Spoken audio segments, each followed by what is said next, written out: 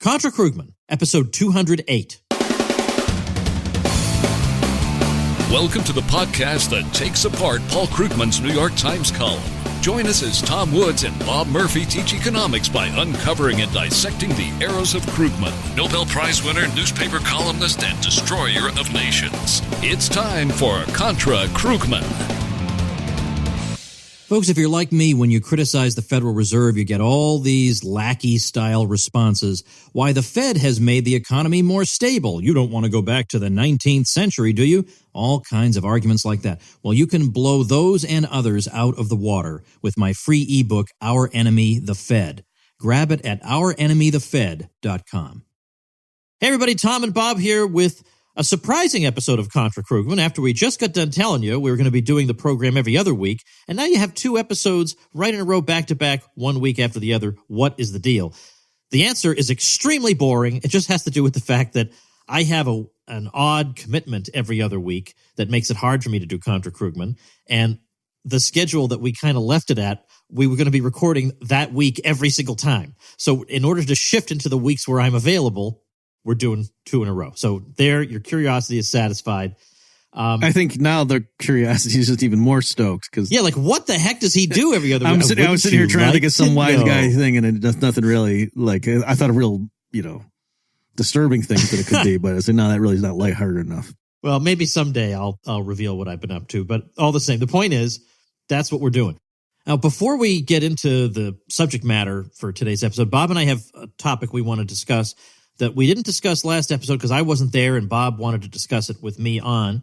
And that has to do with an article some of you saw that appeared in Business Week, or it's now Bloomberg Business Week, about, wait for it, the Contra cruise itself, the cruise that Bob and I have run 4 years running. We have another one scheduled to run in 2020 featuring guests Scott Horton and Dave Smith, ContraCruise.com. We already have people reserving cabins. Even at this early date, we've already got some cabins reserved. Anyway, we had a journalist join us for that whole week. Now, I want you to understand, we wouldn't put our people in that position where they're going to be quoted and their names are going to be used, and because some people probably don't want it to be known that they're on the cruise. So we took all kinds of precautions. This is a professional. And the result was, well, let's just put it this way. Bob and I didn't know what the result would be like. I mean, the journalist was friendly enough, but obviously not on our side of things. And you never know with the mainstream media. I tend to assume the worst. So, Bob, how would you characterize the finished product?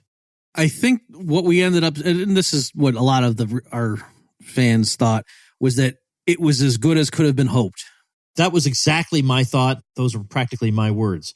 You couldn't have expected the mainstream media to treat us better than we were treated in that piece. So there were a couple of cheap shots. As the way somebody put it, you could just ignore anything in parentheses. That's where the cheap shots are. If you ignore the parentheses, it's a perfectly good article. And our people were made to seem reasonably informed and intelligent, which is, more than, frankly, I expected.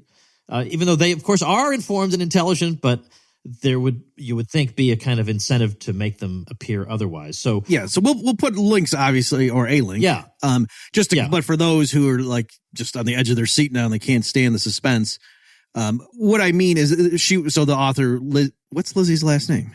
O'Leary. Yeah, O'Leary. Yeah, so we're on a first name basis, so we were very chummy, and I'm not being sarcastic. Like, she was very pleasant, and Tom was bracing for worse than I was, but then again, he's older and wiser than I am, so I was looking forward to I kind of wanted to see Tom because you were thinking it was going to be worse, and I thought it was going to be better, and so we were both kind of wrong or right, depending on how you look at it. And but what she did, what we mean by saying it was as good as we could have hoped, is she had lengthy quotations from us and some of the attendees, so not just her paraphrasing, which runs the risk of her not getting it right. And then, but for any claim that she reproduced from us, or well, I guess from just Tom and me, she would then follow it up with, now here's what the orthodoxy says on that. You know what I mean? So it wasn't like she was letting it go unchallenged. And in fairness to her, I think that's really all she could have gotten away with. That if she had just sort of quoted what I said about climate change, for example, without her letting the world know, now this is not, of course, what most informed people would say on this, that either her editor might have objected or certainly, her family. So in terms of her getting it in that platform, I really don't think, she could have written it any differently. So again, that's kind of my conclusion to the whole thing. So anyway, as Bob says, go to contrakrugman.com/208 and you'll find the link sitting there waiting for you. Now, today what we're going to do is something a little unusual.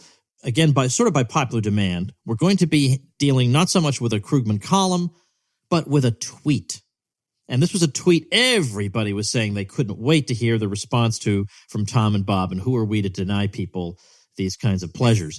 I just mention, though, it is kind of funny that we said, you know what, we're going to have to space it out. We're only going to do it every other week because Krugman's been so late. Now still we're picking up a tweet, but go ahead. Yeah, I know, but it's a tweet that there's so much to be said about. And I think what I'll do in this case is, instead of summarizing, I'll just read the tweet. It's just a tweet. So here we have, in all caps, the following. Debt is money we owe to ourselves. Debt is money we owe to ourselves. Debt is money we owe to ourselves. Debt is money ... Well, the people are like, they're trying to fast forward. There must be a glitch in the podcast. Yeah, no, that's the tweet. Yeah, that's in the tweet. And then after the dots, he says, it only makes us poorer in the aggregate if it crowds out investment, which it isn't doing. Now, I'm leaving out the misspellings that he's got. Obviously these are just typos, but that's it. He's trying to remind us that debt is money we owe to ourselves and that it makes us poorer in the aggregate only if it crowds out investment, and it isn't doing that. And he was retweeting someone else, right? Like, and then commenting. He was commenting on Joe. Is it Wiesenthal or Weisenthal? I always said Weisenthal, but yeah.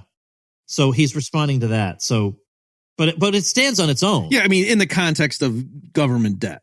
Right. He's not saying if you use your MasterCard, you can just tell them, hey, don't worry about it. I just owe it to myself. Yeah. He's not saying that. Okay, so maybe the first order of business is, let me explain what Krugman is trying to convey with that. Yeah, why don't you do that? All right. So when people argue about government deficits and debt, one of the standard things that like a man on the street, right-winger, conservative type might say is something like, hey, this is unfair. This is bad policy. We're being irresponsible. We're running up deficits today because we don't have the maturity to just have the government tax us and pay for the spending programs we want. And we're passing that debt along down to our children and grandchildren. We're making them pay for our excesses, something like that. Okay. And so the issue is, is government debt somehow a burden on the future taxpayer?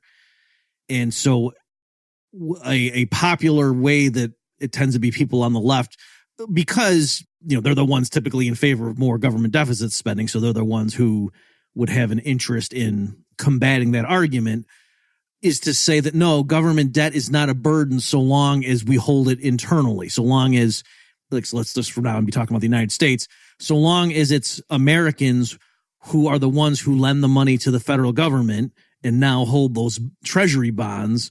So as long as we owe the debt to ourselves, right? So the U.S. government owes debt to American citizens, then it can't possibly be a burden to future generations. Okay, so it's just like the right hand owes the left hand money, that sort of thing. So yes, there's distributional issues. Like you could argue some portion of Americans now owe money to other Americans, but the idea that the USA as a whole is somehow in worse shape now because the federal government has this large debt, that's goofy to the extent that that debt is held internally, that it's money we owe to ourselves. And so we should stop treating it as if it's like a household that has a big credit card debt. Yeah, that's a problem. And that, if a household runs a big credit card debt, that's profligate and probably irresponsible depending on the circumstances. And certainly that's going to constrain their lifestyle, their standard of living down the road because of that large debt. But that's because the household owes the debt to an outsider. But to the extent, again, that the United States as a whole owes the debt to ourselves, it's not an issue, and you got to stop listening to these simplistic Glenn Beck types who treat it as if it's a household's credit card debt. All right, now let me jump in right here, because some of the people who were responding to Krugman were responding saying, but we owe so much of the debt to foreigners that it's not really the case that we owe it to ourselves. But I think the point that you will probably make if my fortune-telling sense is working correctly today is that even leaving that aside, even if that weren't the case, it's still not correct to look at it the way Krugman is looking at it. Right on all counts. So yes, so here I'm just doing a quick Google. According to Wikipedia, as of October 2018, foreigners own $6.2 trillion of U.S. debt, or approximately 39% of the debt held by the public of $16.1 trillion, or 28% of the total outstanding debt of $21.8 trillion. Now here, I think they mean U.S. government debt, right? So U.S. debt, you might say a U.S. corporation issues bonds. So I think here, with those numbers I just said, I think that was referring narrowly to U.S. government debt, which is the subject under discussion. So yeah, the people quibbling with Krugman there, that's kind of a big deal, right? When he says it's money we owe to or debt we owe to ourselves, that's not empirically correct. But you're right, Tom. Even if it were true, his claim is still wrong. And so here, now we did a lot of this. The backstory here, I'll be real quick. I used to think the other way on this one, and so that's why this is kind of one of my delights in explaining this to people, because it's a very subtle issue actually, and so there's different layers to the fallacy. So again, the first one is Krugman's just wrong empirically. I mean, he knows these issues, but the fact that he's glossing over how much is financed by foreigners is actually kind of surprising in modern times. But beyond that, even if it were, so from now on, let's just say it's domestically held. Still, to the extent that the federal government running a budget deficit pushes up interest rates in what's called crowds out private investment, that is another mechanism by which it can make future generations poorer, because specifically it means like our grandkids grow up in a world where there has been less private sector investment because some of those savings were siphoned off by the authorities and diverted into, public sector spending. And other things equal, I certainly think it would be better if the federal government didn't borrow money out of the private sector. So that's another mechanism. Now, Krugman, in his tweet there, Tom, acknowledges that and just asserts, but that's not happening.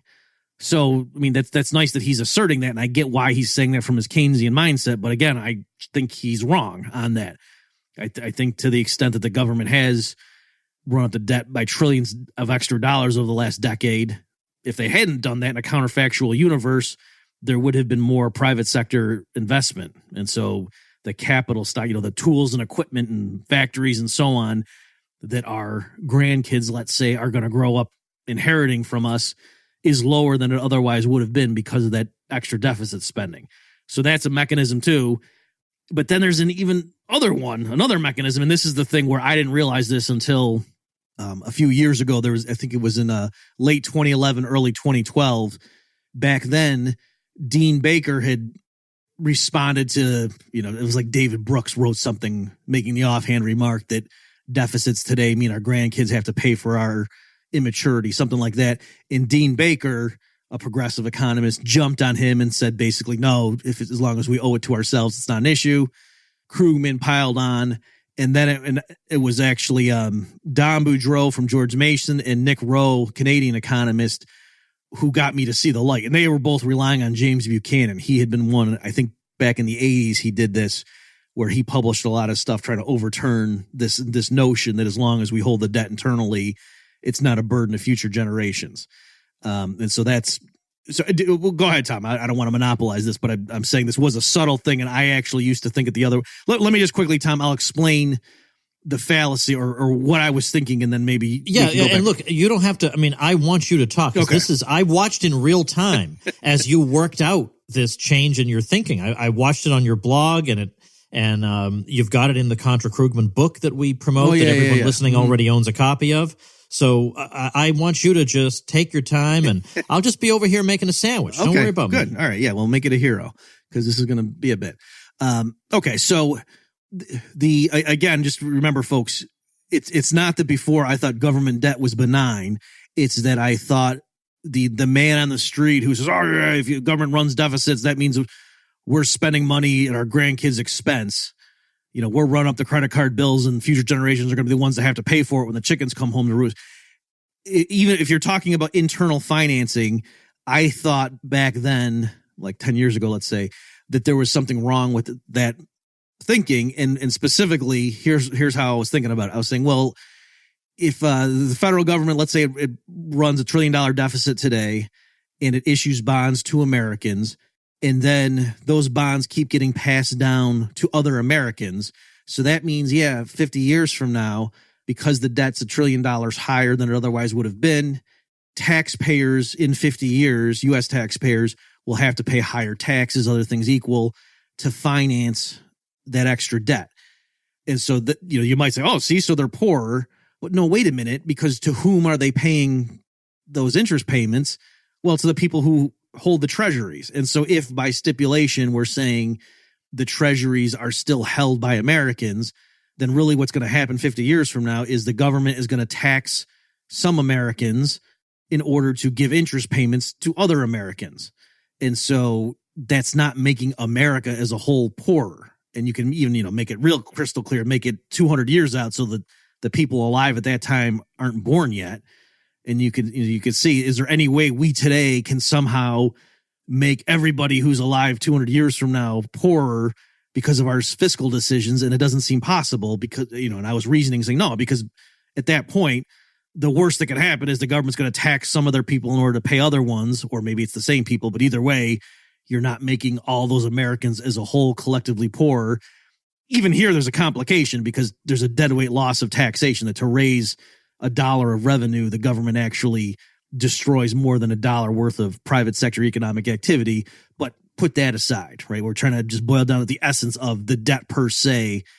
Does that make the future generations poorer? The way that if your parents ran up a credit card bill, then your inheritance is that much lower, right? So that's what we were trying to show is, it's not the same thing. There's a fallacy of composition there.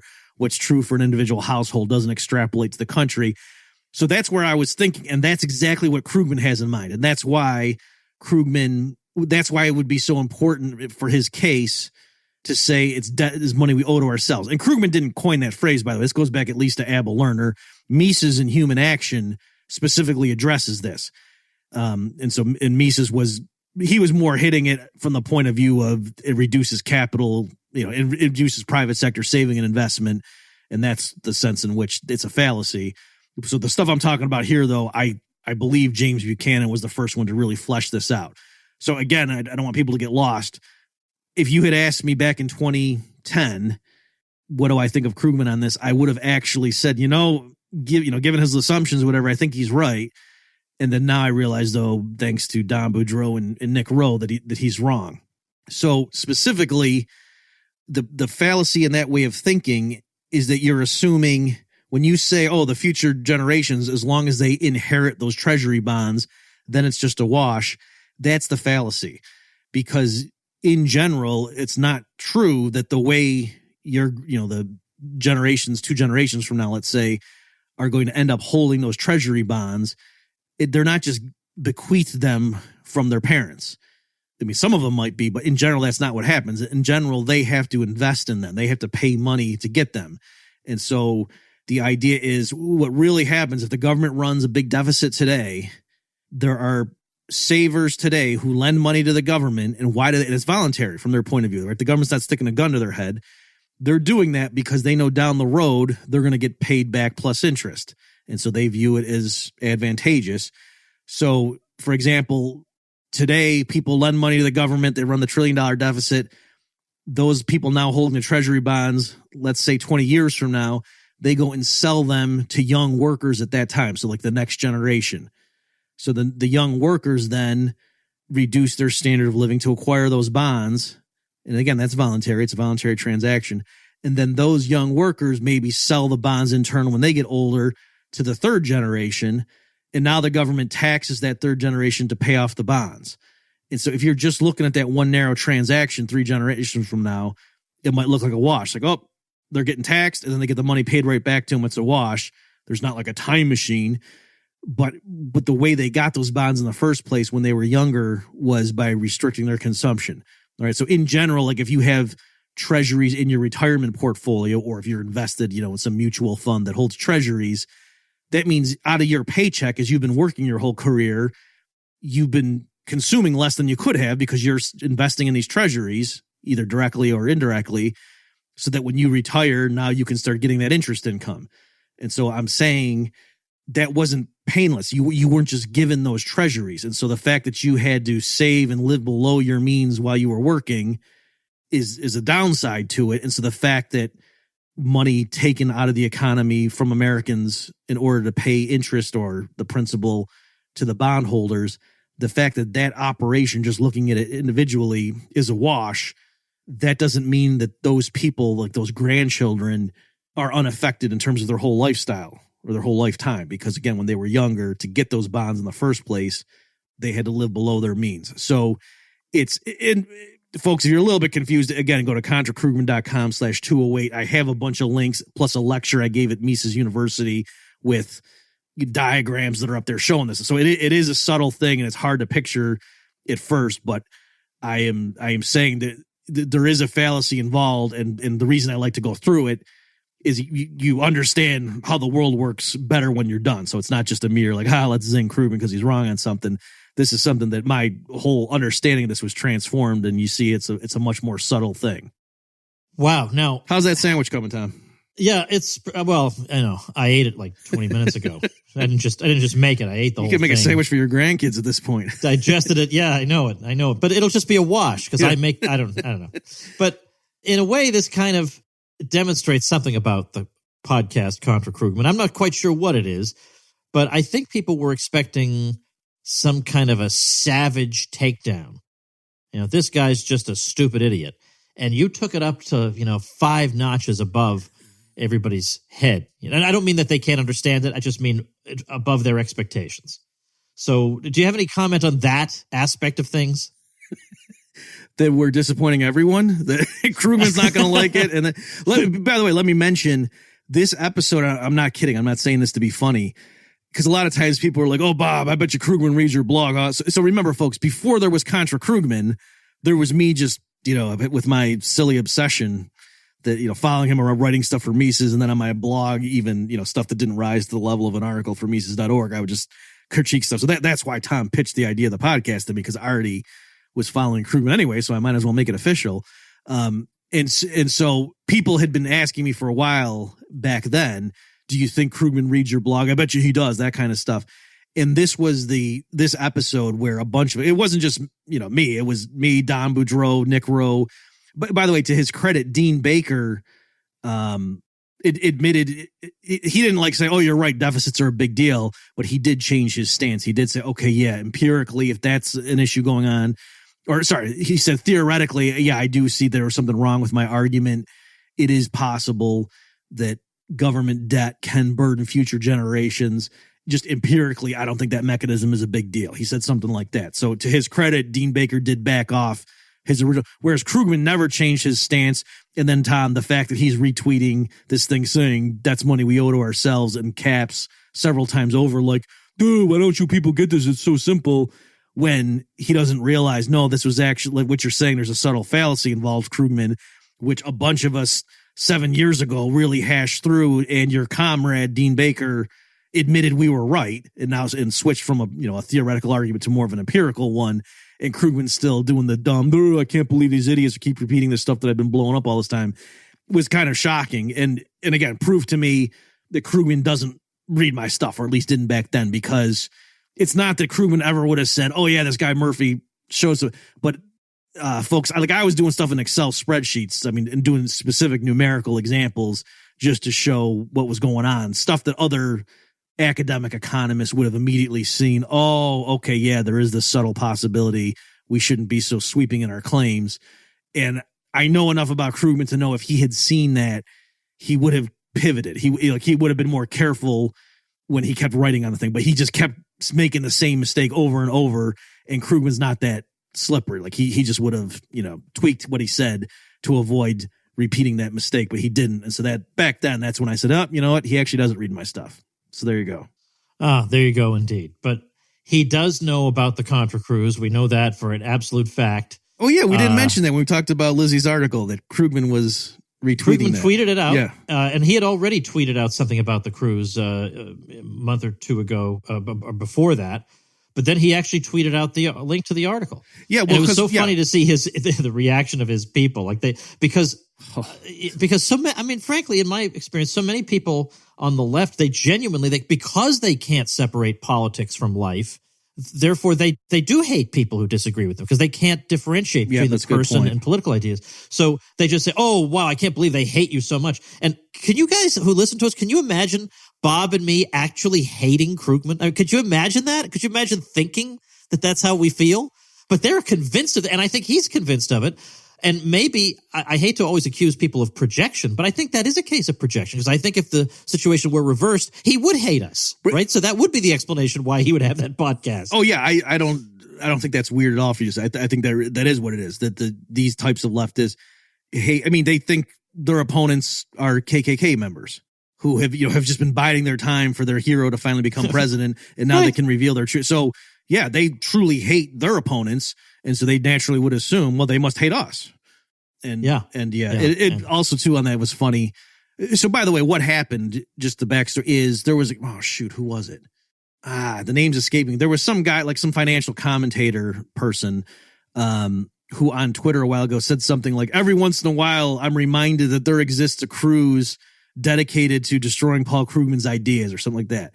And that guy tweeted out a link to, ContraKruz.com. Yeah. And then Krugman saw that, I think maybe it was Josh Barrow. I think that's might have been who it was. It was somebody like that, though, that did that original thing. This was back in May, I think, or maybe April.